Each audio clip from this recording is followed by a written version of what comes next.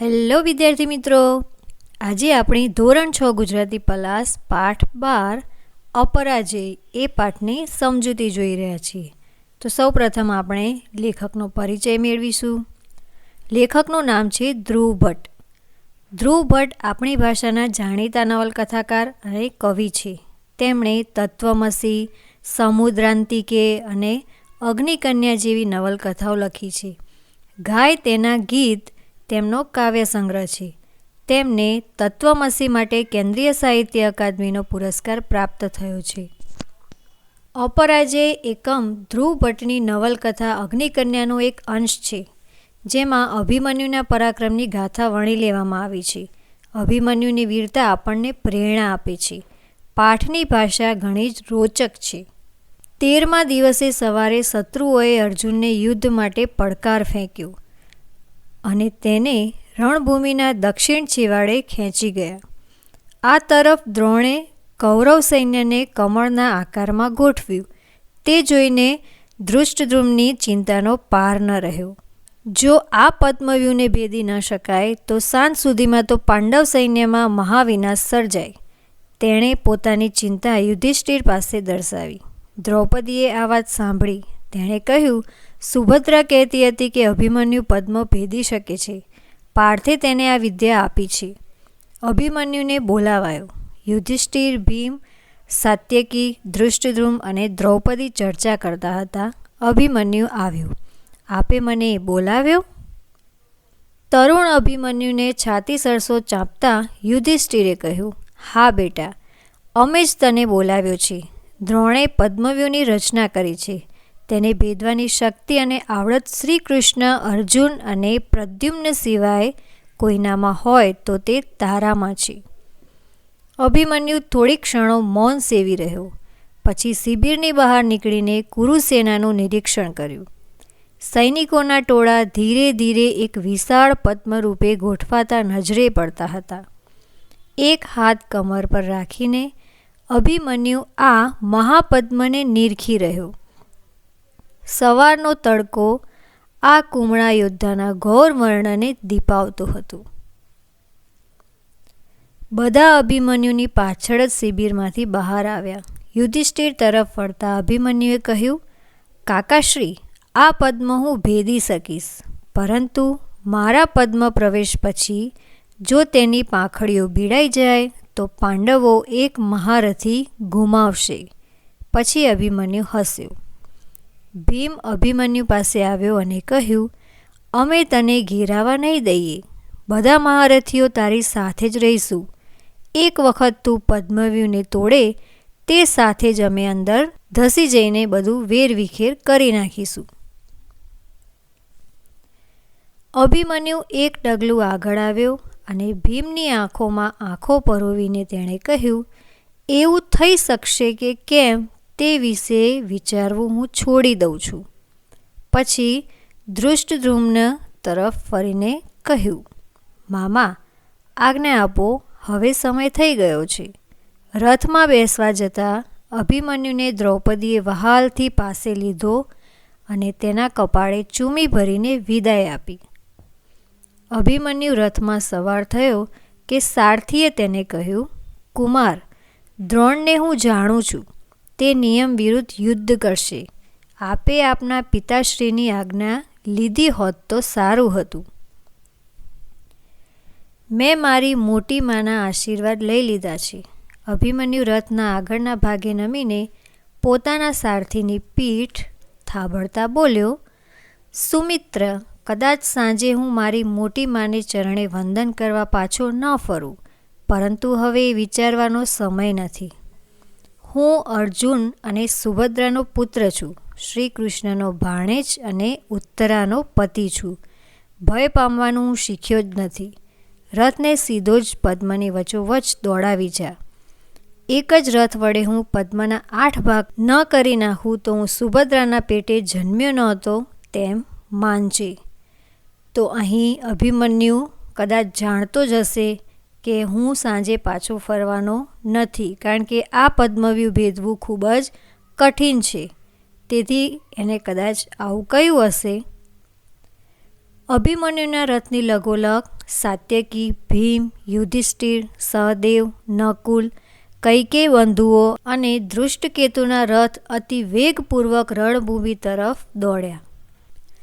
ઢોળા ઉપર ઊભી રહીને દ્રૌપદી કુમાર અભિમન્યુને જતો જોઈ રહી. અભિમન્યુ વીજળી સમી ગતિથી પ્રથમ હરોળ પર ત્રાટક્યો.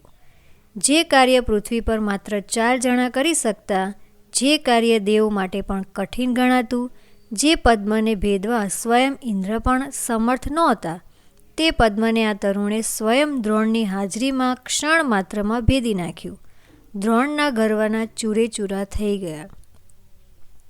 દ્રૌપદીની આંખો આંસુથી છલકાઈ ગઈ.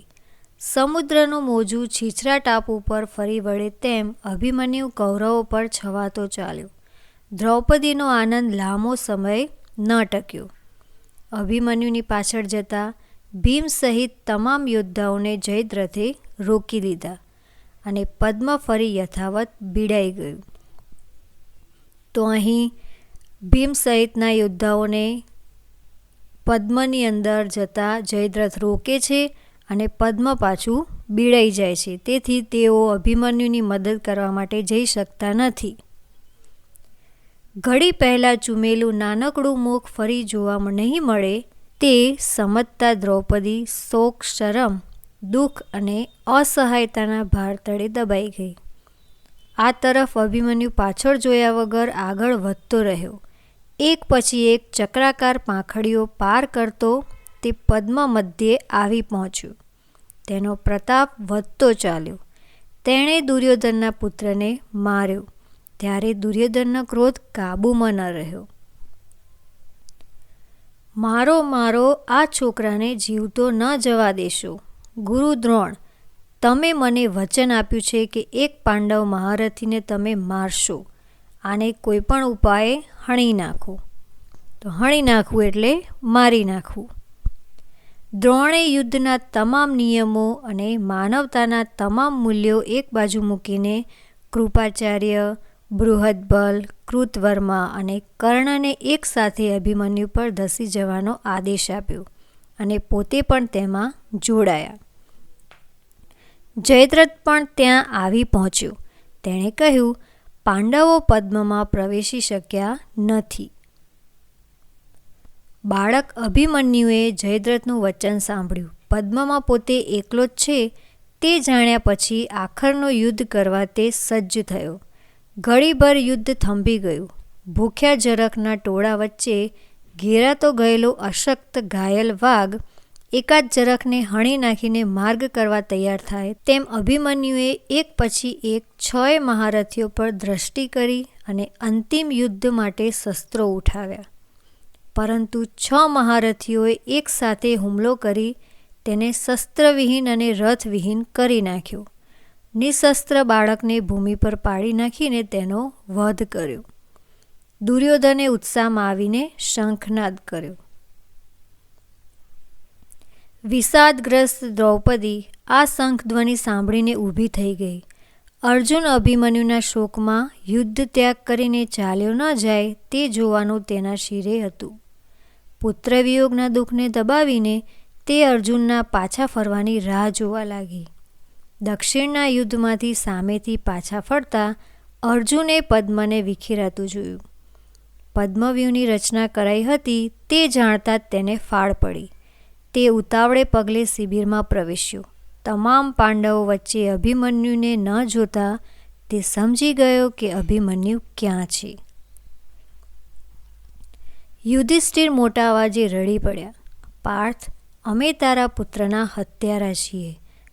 અમે તેને વચન આપ્યું હતું કે અમે તેની પાછળ ચક્રવ્યૂહમાં ધસી જઈશું, પણ જયદ્રથ તેઓ આગળ બોલી ન શક્યા. ભીમ દુઃખ અને ક્રોધથી પાગલ થઈને પોતાના કેશ ખેંચતો રડતો હતો. શ્રી કૃષ્ણ શિબિરના દ્વારમાં જ શાંત નિશ્ચલ ઊભા રહ્યા. અહીં પાંડવોએ એક મહારથી ગુમાવ્યો છે. એ વીર યોદ્ધો કે જેને મારવા માટે 6 યોદ્ધાઓ એક સાથે તેના પર તૂટી પડે છે અને એને યુદ્ધના નિયમ વિરુદ્ધ એની સામે યુદ્ધ કરે છે અને એને હરાવે છે, જે ખરેખર યોગ્ય નથી. અને અંતે પાંડવ યોદ્ધાઓમાં શોકનો માહોલ છવાઈ જાય છે. જેમ કમળમાં ભમરો પ્રવેશે અને રાત્રે તેની પાંખડીઓ ધીરે ધીરે બીડાઈ જાય, તેમ મહાભારતમાં રચાયેલા આ વ્યૂહમાં યોદ્ધા તેમાં પ્રવેશે અને તે બીડાઈ જાય તેવી રચનાને પદ્મવ્યૂહ અથવા તો ચક્રવ્યૂહ કહેવાય છે. શબ્દાર્થ: સામર્થ્ય, બળ, શક્તિ, પ્રતાપ, તાકાત. શિબિર, તંબુ, લશ્કરી સૈનિકોને રોકાવા માટેની જગ્યા.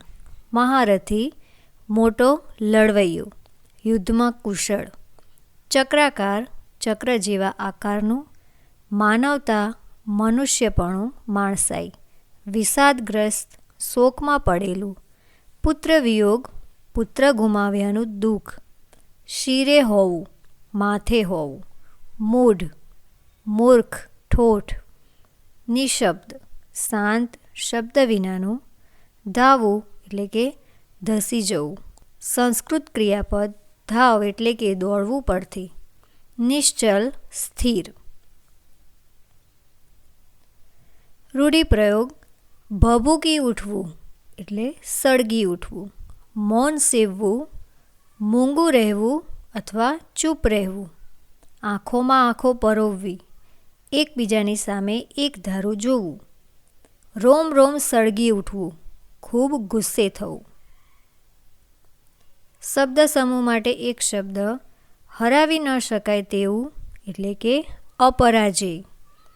જેનો ઈલાજ ન હોય તેવું એટલે અસાધ્ય. તો અહીં આપણે પાઠની સમજૂતી પૂર્ણ કરી.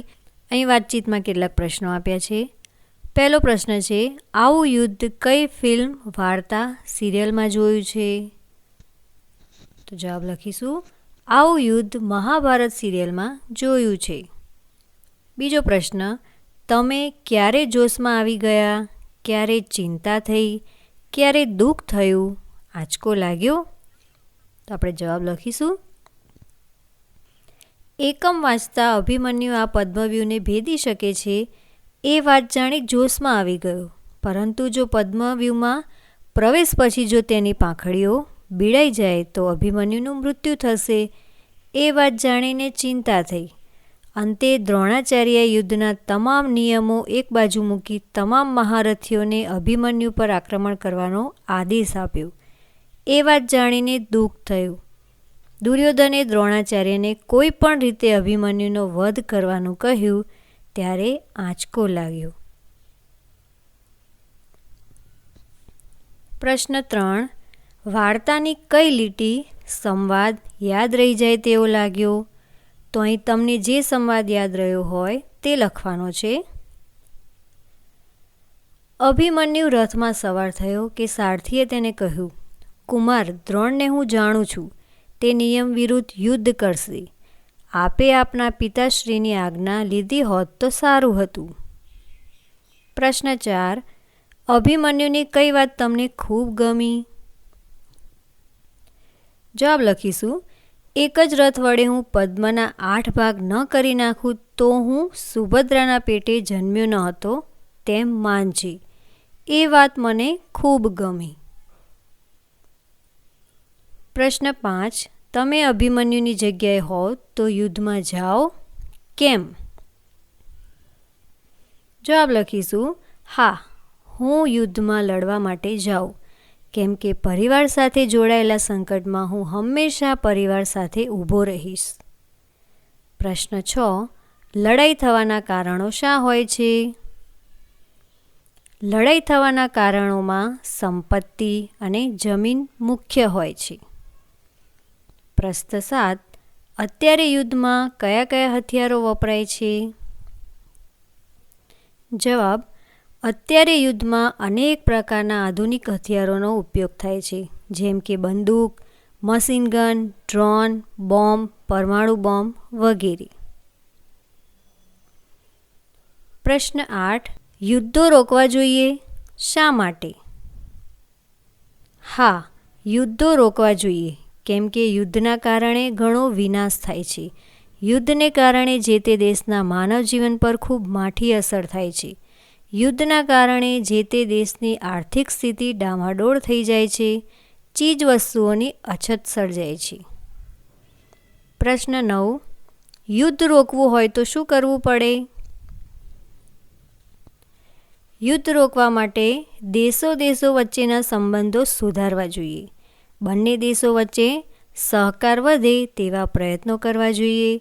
નાગરિકોમાં પણ રાષ્ટ્રપ્રેમ, માનવ ધર્મ કેળવાય, વૈશ્વિક શાંતિના ગુણો કેળવાય તેવા પ્રયાસો કરવા જોઈએ. પ્રવૃત્તિ 2. 13મા દિવસે સવારે ત્યાંથી લઈ અને આનંદ લાંબો સમય ન ટક્યો સુધી વાંચો અને ખરા વિધાન સામે ખરું અને ખોટા વિધાન સામે ખોટાની નિશાની કરો. અહીં કેટલાક વાક્યો આપ્યા છે. પહેલું વાક્ય છે, દ્રોણે પદ્મવ્યૂહની રચના કરી તેથી પાંડવ સેના ચિંતિત હતી. તો સાચું થશે. બીજું વાક્ય, પિતા અને મામાએ અભિમન્યુને પદ્મવ્યૂહ ભેદતા શીખવ્યું હતું. તો સાચું છે. ત્રીજું વાક્ય, અભિમન્યુને વિશ્વાસ હતો કે તે પોતે ચક્રવ્યૂહ તોડી શકશે. તો એ પણ સાચું છે. ચોથું વાક્ય, વ્યૂહની બહાર નીકળવા માટે અભિમન્યુને અન્ય યોદ્ધાઓની મદદની જરૂર હતી. તો આ વાક્ય પણ સાચું છે. પાંચમું વાક્ય, પાંડવો ઈચ્છતા હતા કે અભિમન્યુ વ્યૂહમાંથી કોઈની મદદ વગર જાતે જ પાછો ફરે. તો આ વાક્ય ખોટું છે, કારણ કે તેઓ મદદ કરવા માટે ગયા હતા.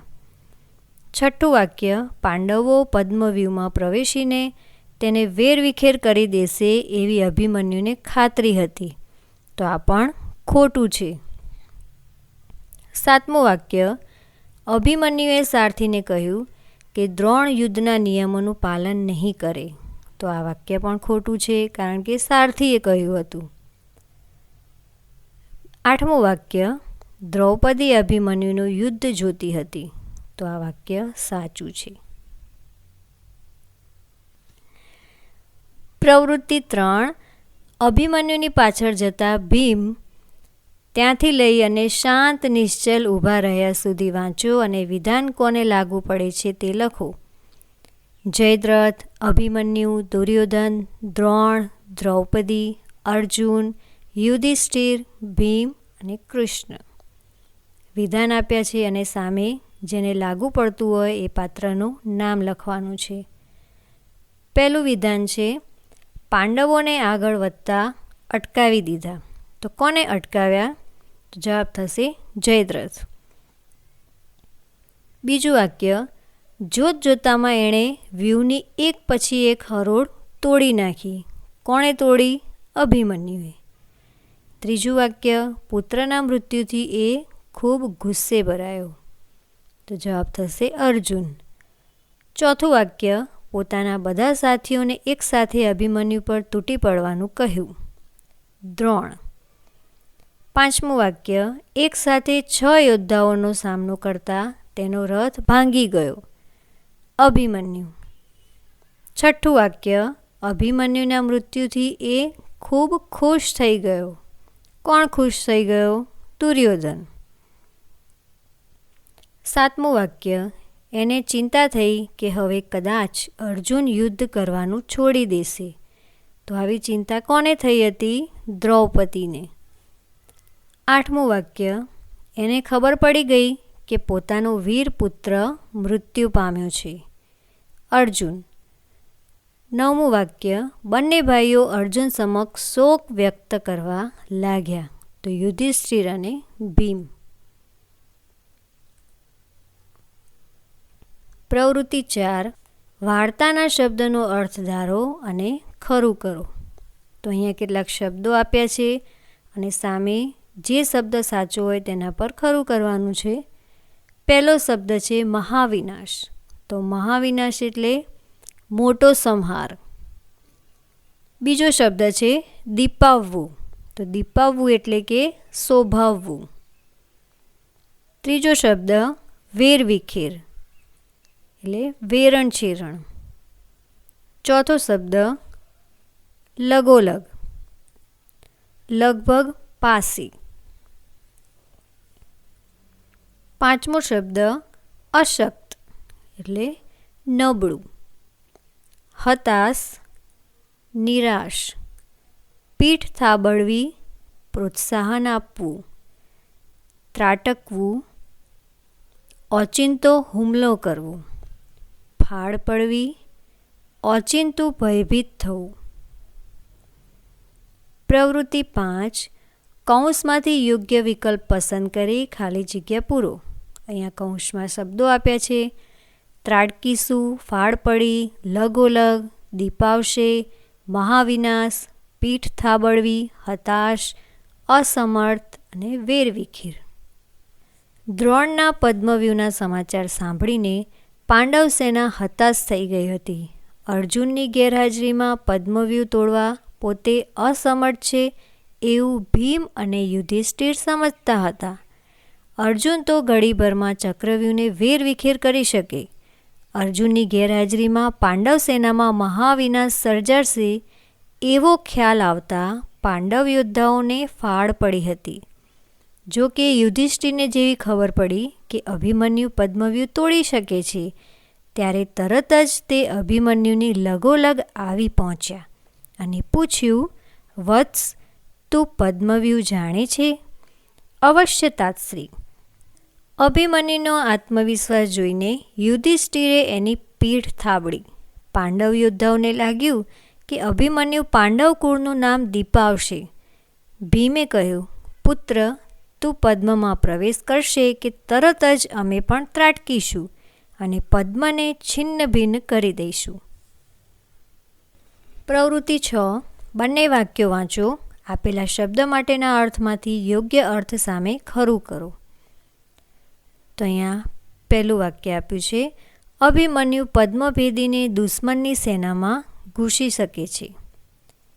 બીજું વાક્ય: સોમુ સાંઘી લોકોની લાઈન ભેદીને ભાગી ગયો. તો અહીંયા ભેદવું એટલે તોડવું.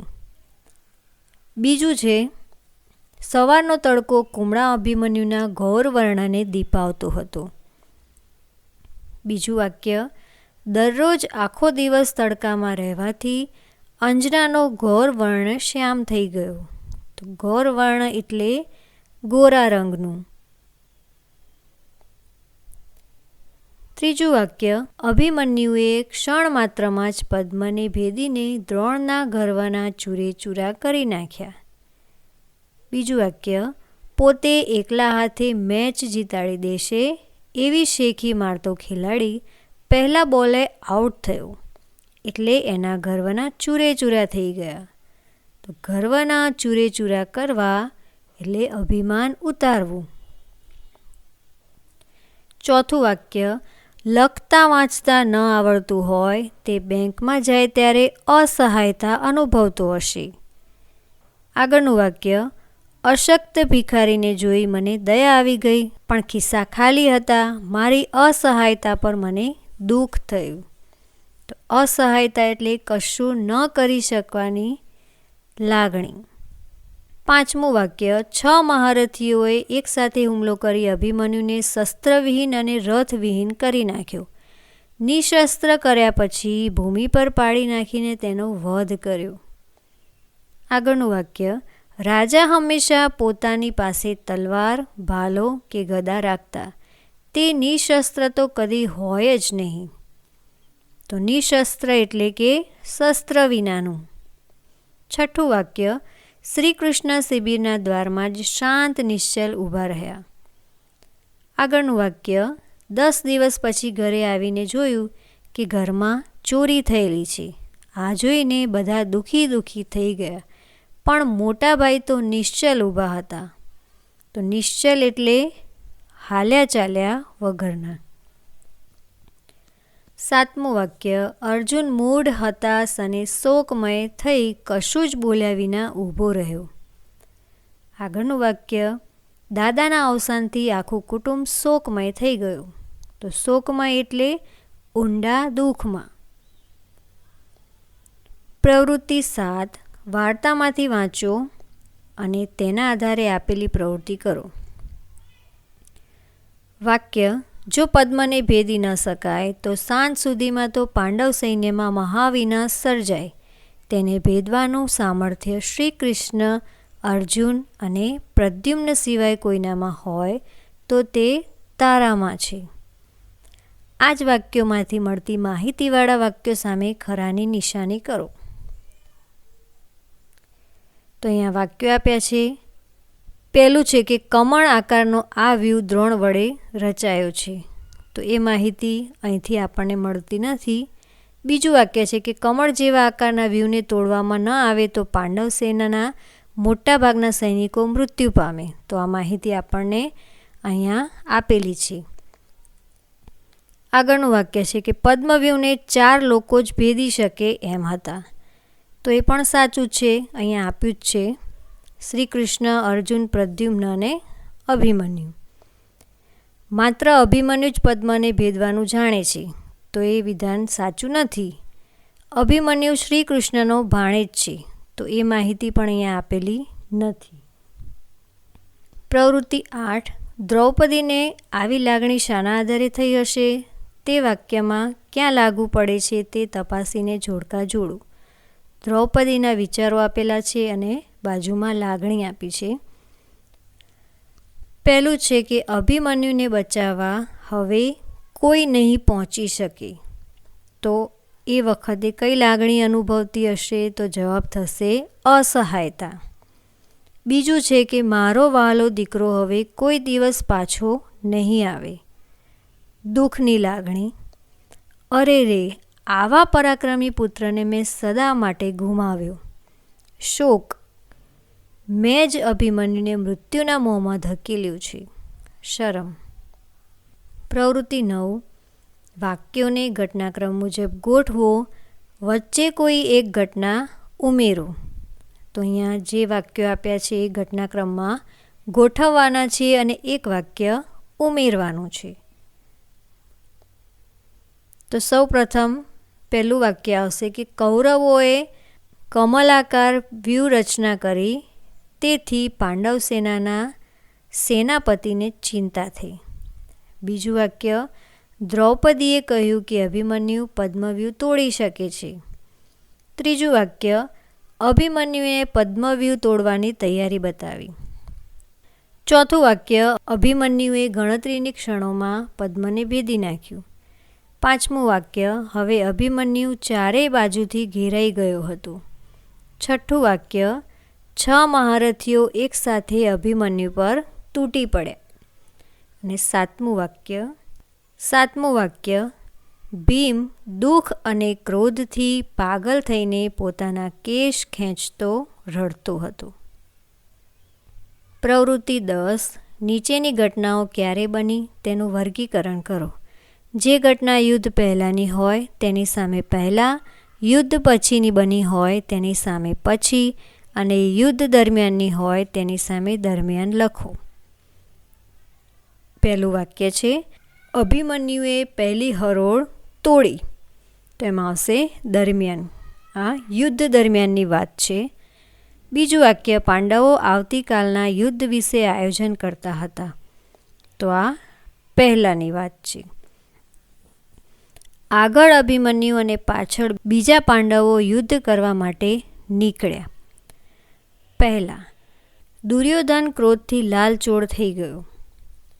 દરમિયાન અભિમન્યુના મૃત્યુથી પાંડવો શોકમય બની ગયા.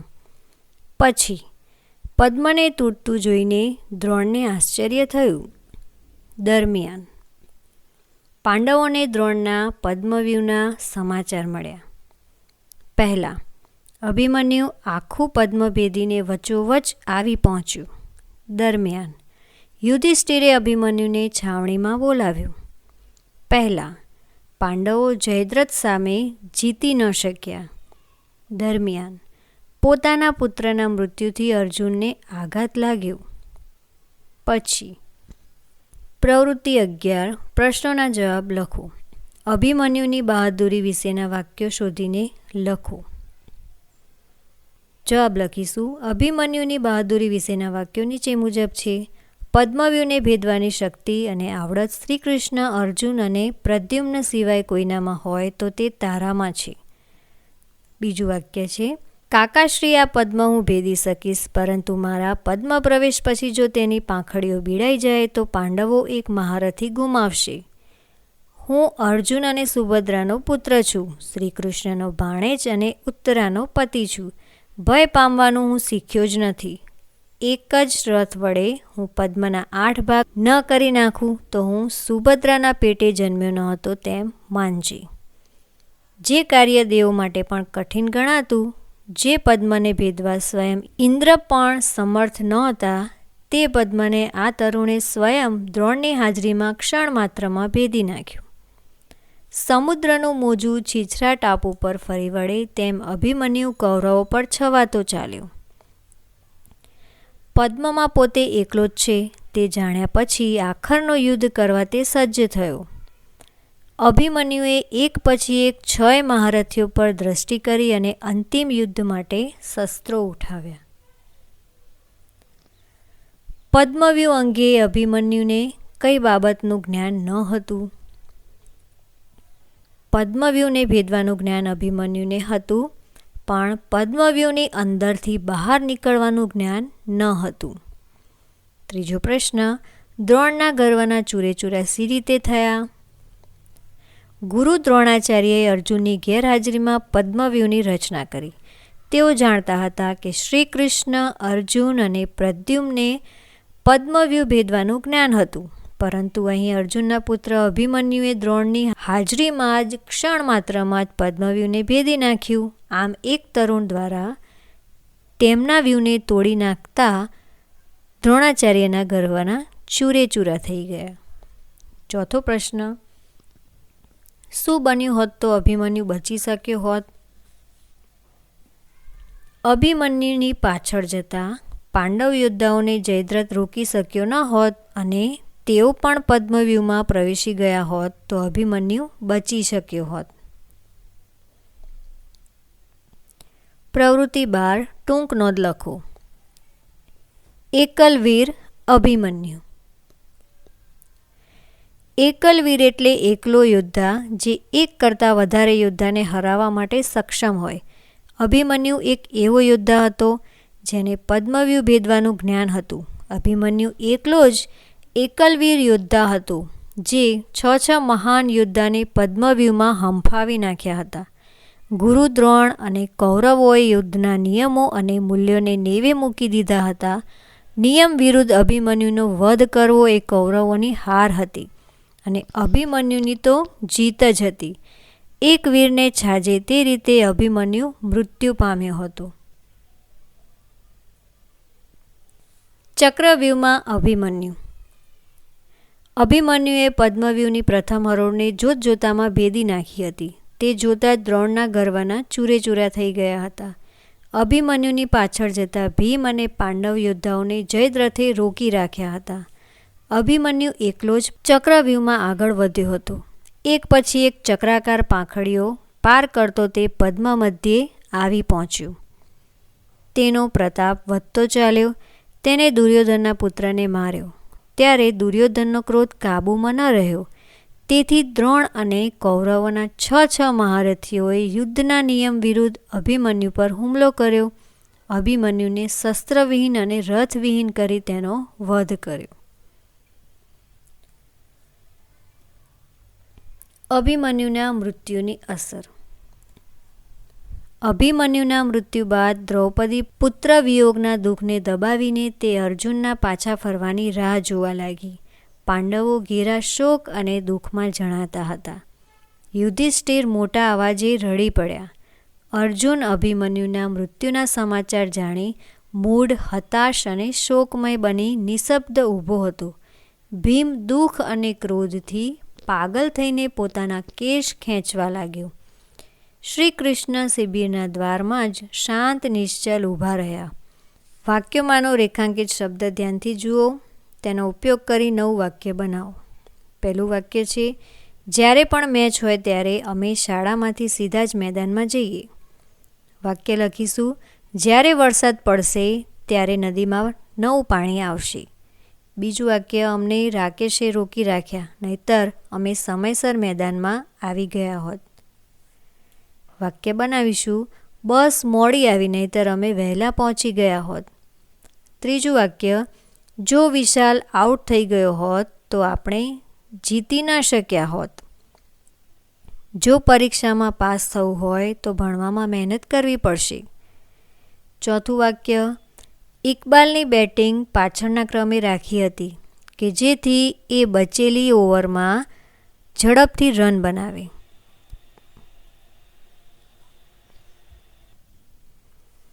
પપ્પાએ નવો સૂટ તૈયાર જ રાખ્યો હતો કે જેથી લગ્નમાં પહેરી શકાય.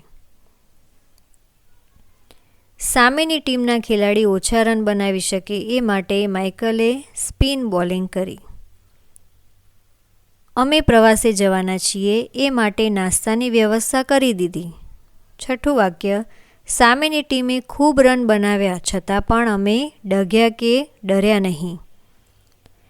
છોટું સાયકલ પરથી પડી ગયો છતાં પણ તેણે સાયકલ શીખવાનું છોડ્યું નહીં.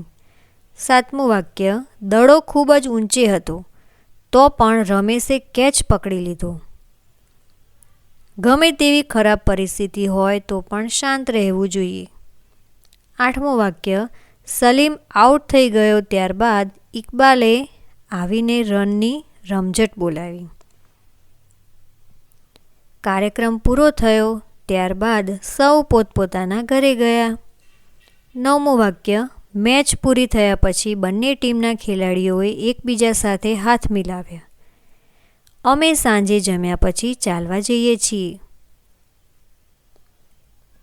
પ્રવૃત્તિ 14, નહીતર કે જેથી, છતાં પણ, તો પણ, ત્યારબાદ, પછી, જો, તો, જ્યારે, ત્યારે શબ્દનો ઉપયોગ કરી નીચેના મુદ્દાઓનું વર્ણન લખો. એક વિશે આજે અને બીજા મુદ્દા વિશે 2 દિવસ પછી લખજો. ગૃહ કાર્ય. પહેલું આપ્યું છે કે મેચ હારી ગયા પછી ટીમના દેખાવ વિશે તમારા વિચારો અને લાગણીઓ રજૂ કરો. તો આપણે ઉપર આપેલા શબ્દનો ઉપયોગ કરી અને એના વિશે લખવાનું છે. જો આજે આપણી ટીમે સારી ફિલ્ડિંગ કરી હોત તો આપણે મેચ જીતી જાત. જ્યારે રાહુલ કેચ આઉટ થઈ ગયો ત્યારે જ આપણી હાર નિશ્ચિત થઈ ગઈ હતી. છતાં આપણી ટીમે સારી બેટિંગ કરી, ટીમને જીતાડવા પ્રયત્નો કર્યા. આજની મેચ હાર્યા તો પણ આપણે ફાઇનલમાં પહોંચી ગયા છીએ. કાલની મેચ પછી આપણે કોની સાથે ફાઇનલમાં રમીશું તે નક્કી થશે.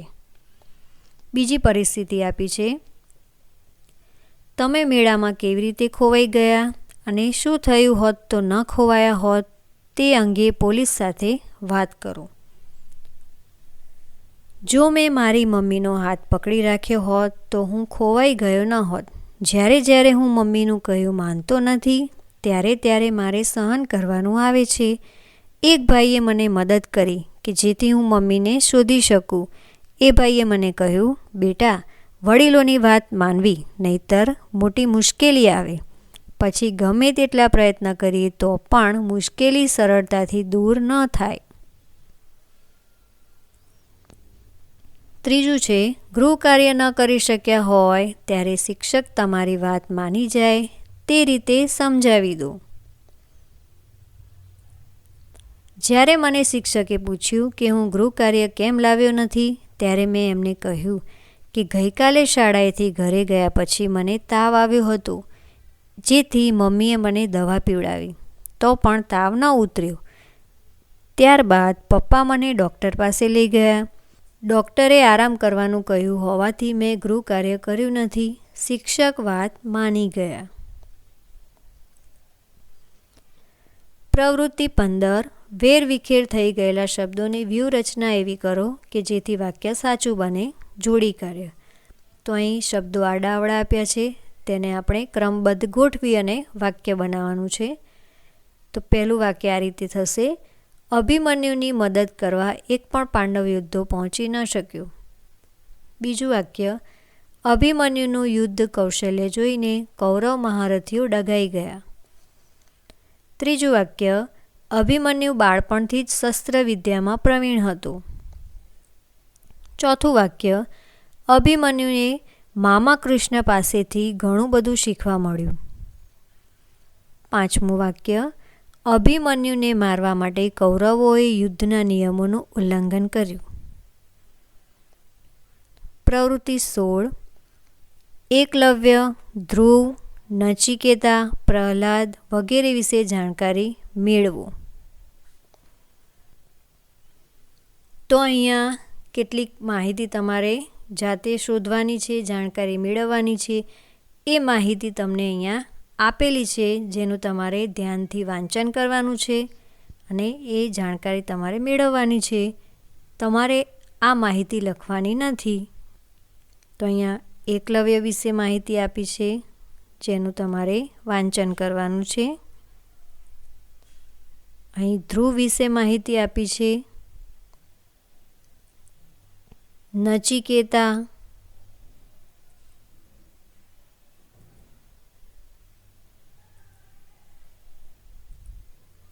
પ્રહલાદ. પ્રવૃત્તિ 17, કુંતા અભિમન્યુને બાંધે અમર રાખડી ગીત શોધીને સાંભળો. તો અહીં આ ગીત તમારે મેળવીને સાંભળવાનું છે. અહીં જાણકારી માટે તમને કેટલીક ગીતની કડીઓ આપેલી છે અને આ ગીત તમારે ઇન્ટરનેટનો ઉપયોગ કરી શોધી અને સાંભળવાનું છે. પ્રવૃત્તિ 18, તમારા શિક્ષક વડીલ પાસેથી કલિંગના યુદ્ધ પછી થયેલ સમ્રાટ અશોકના હૃદય પરિવર્તનની વાત જાણો. તો અહીંયા સમ્રાટ અશોક જે કલિંગનું યુદ્ધ કરે છે અને ત્યારબાદ તે યુદ્ધના દ્રશ્યો જોઈને તેમના મન પર કેવી અસર થાય છે એની કેટલીક માહિતી આપી છે. કલિંગનું યુદ્ધ અશોકના જીવન પરિવર્તન માટે નિર્ણાયક સાબિત થયું. આ યુદ્ધમાં થયેલા માનવ સંહારથી તેમનું મન દુઃખ અને વેદનાથી ભરાઈ ગયું અને પછીથી ભગવાન બુદ્ધના ઉપદેશોથી પ્રભાવિત થઈ તેણે બૌદ્ધ ધર્મ અંગીકાર કર્યો હતો. ત્યારબાદ તેના પ્રજાવત્સલ કાર્યોને કારણે તે પ્રિયદર્શી તરીકે ઓળખાયા. કલિંગના યુદ્ધમાં થયેલો નરસંહાર જોઈ તે વ્યથિત થઈ ગયેલો અને આ કારણે તેણે શાંતિની શોધમાં બૌદ્ધ ધર્મનો સ્વીકાર કર્યો. બૌદ્ધ ધર્મ અંગીકાર કર્યા બાદ તેણે બુદ્ધના ઉપદેશને આચરણમાં પણ લાવવા પ્રયત્ન કર્યો. તેણે શિકાર તથા પશુ હત્યાનો ત્યાગ કર્યો. બ્રાહ્મણો અને સંન્યાસીઓને ખુલ્લા હાથે દાન ધર્મ કર્યા. જનકલ્યાણ અર્થે ચિકિત્સાલય, પાઠશાળા અને રસ્તાઓનું નિર્માણ કર્યું. પ્રવૃત્તિમાં આપ્યું છે કે વિદ્યાર્થીઓને 2 જૂથમાં વિભાજિત કરો. એક જૂથ યુદ્ધ કરવું જરૂરી છે ની તરફેણમાં દલીલો કરે અને બીજું જૂથ યુદ્ધ કરવું જરૂરી નથી ની તરફેણમાં દલીલો કરે. વિદ્યાર્થીઓને છૂટથી બોલવા દો. તેમને લાગણીઓ ઉગ્ર રીતે આવે તો પણ તેમને અટકાવશો નહીં. જરૂર જણાય ચર્ચા ભટકી જાય તો તેને મુદ્દા પર લાવો. તમે ચર્ચાનો ઉપસંહાર કરો અને યુદ્ધ જરૂરી છે કે નહીં તે વિશેના વિદ્યાર્થીઓના મંતવ્યો હાથ ઊંચા કરીને મેળવો. તો અહીંયા આ પ્રવૃત્તિ તમારા શિક્ષકશ્રી તમને વર્ગખંડમાં કરાવશે એ પ્રમાણે તમારે પ્રવૃત્તિ કરવાની છે. તો અહીંયા આપણે આ બધી જ પ્રવૃત્તિ પૂર્ણ કરી અને આ વિડીયો તમને કેવું લાગ્યું અમને જરૂરથી જણાવજો અને હજુ સુધી જો અમારી ચેનલને સબસ્ક્રાઈબ ના કરી હોય તો સબસ્ક્રાઈબ કરી દેજો. ધન્યવાદ.